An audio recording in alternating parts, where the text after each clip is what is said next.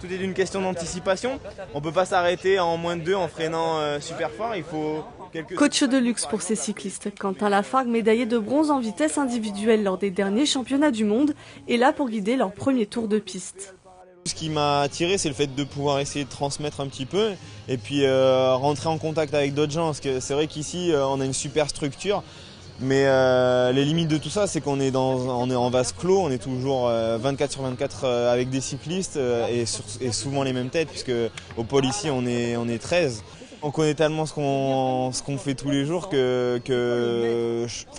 moi j'aime bien faire ça. Difficile après, c'est sûr qu'on n'a pas forcément les mots faciles au début, c'est-à-dire qu'on emploie peut-être un vocabulaire un peu technique dans un premier temps, mais au fur et à mesure on arrive à faire en sorte que tout le monde comprenne.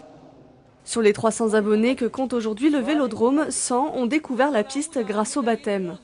On les fait monter progressivement, on les fait après sur la piste, on les fait monter que dans les lignes droites. Les gens ont vraiment envie de revenir parce que ce n'est pas la finalité, ce n'est pas que le baptême. La finalité, c'est de faire venir les gens dans les débutants, après les intermédiaires et les confirmés.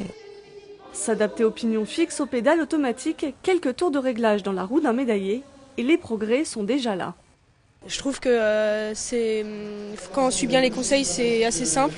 J'avais plus peur que ça, mais je pense c'est vraiment bien.